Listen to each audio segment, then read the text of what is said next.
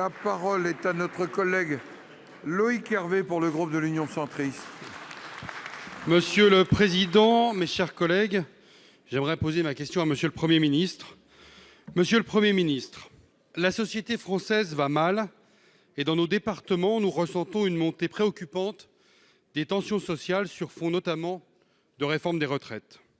Ici, l'accès des sous-traitants à un dépôt de gaz est empêché. Là, des dockers multiplient des opérations port-mort. Hier matin, une coupure de courant a privé 30 000 foyers d'électricité au sud de Paris et interrompu Orlyval. Depuis plusieurs mois, nos sapeurs-pompiers sont en grève pour réclamer des moyens supplémentaires, mais également pour dénoncer les violences dont ils sont l'objet. Cette semaine a débuté par des perturbations de certaines épreuves communes de contrôle continu du nouveau baccalauréat, qui suscitent de vraies inquiétudes chez les enseignants et leurs élèves. En marge de ces contestations, des incidents se sont multipliés, laissant place à la violence, mais aussi à des actions nouvelles, si bien que le président de la République lui-même a dû quitter un théâtre en cours de représentation. C'est un fait inédit. Violence de manifestants, répliques de forces de l'ordre épuisées, actions coup de poing.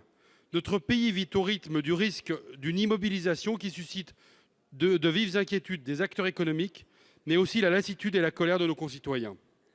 Monsieur le Premier ministre, il est temps d'apaiser ce climat, à la fois expression de la souffrance des Français, mais dont ils sont également les principales victimes.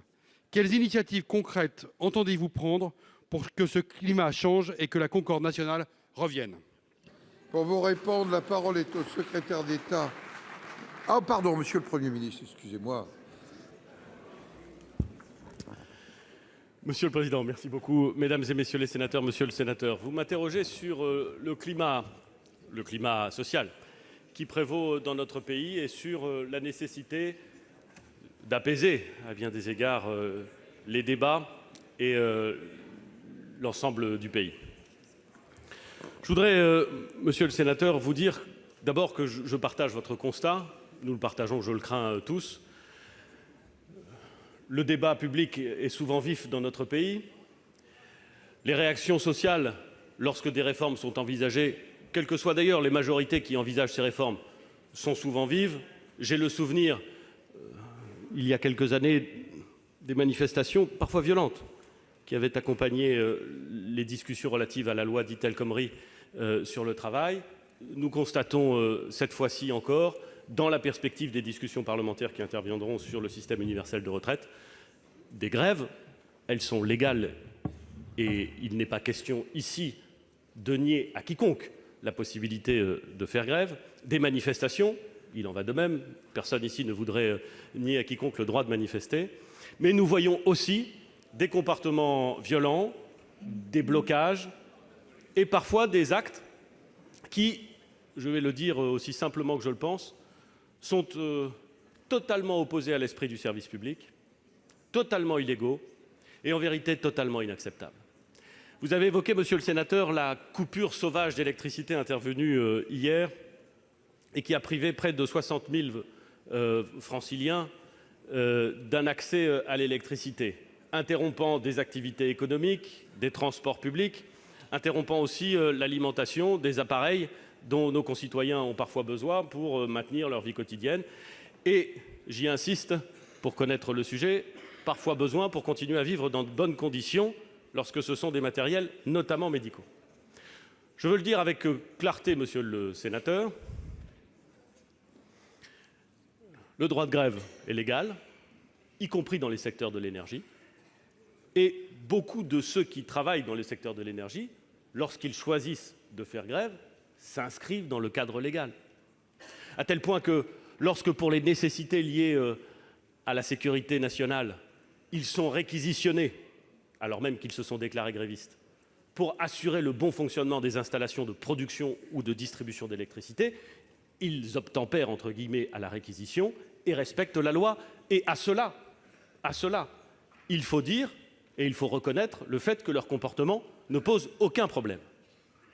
Mais à ceux qui, se parant de je ne sais quel militantisme, décident d'accomplir des actions parfaitement illégales et potentiellement dangereuses, alors à cela, il faut dire que leur comportement n'est pas acceptable et qu'il mène directement à des sanctions. Il ne peut pas en être autrement.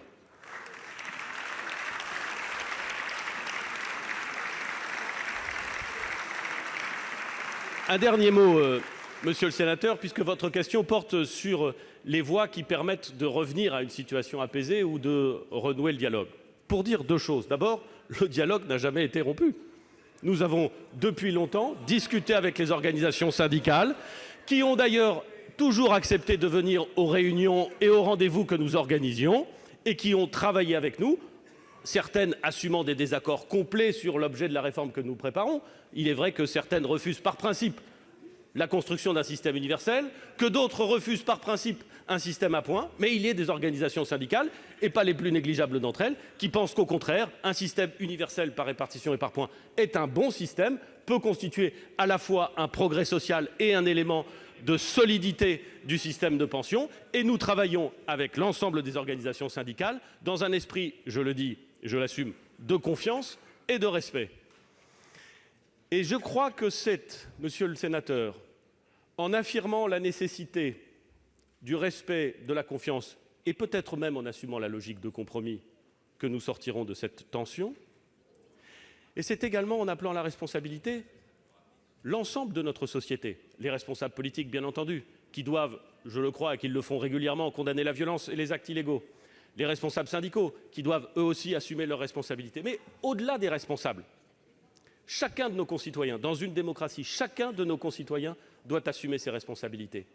Celui qui se rend coupable d'un acte illégal ou d'un acte de coupure sauvage d'électricité doit assumer ses responsabilités et ne peut pas les renvoyer à tel ou tel qui lui aurait soit demandé de le faire, soit qui justifierait qu'il commette un acte illégal. Autrement dit, la solution, c'est la responsabilité individuelle, l'engagement collectif, jamais l'inaction et la discussion autant que possible. Merci, monsieur Hervé.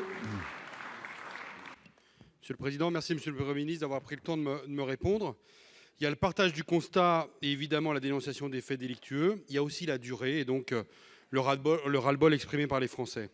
Je crois aussi qu'il y a le rôle du Parlement, lieu du débat politique. Et au Parlement, j'ai la conviction que le Sénat peut jouer un rôle qui est plus que celui d'un simple exutoire. Je vous remercie.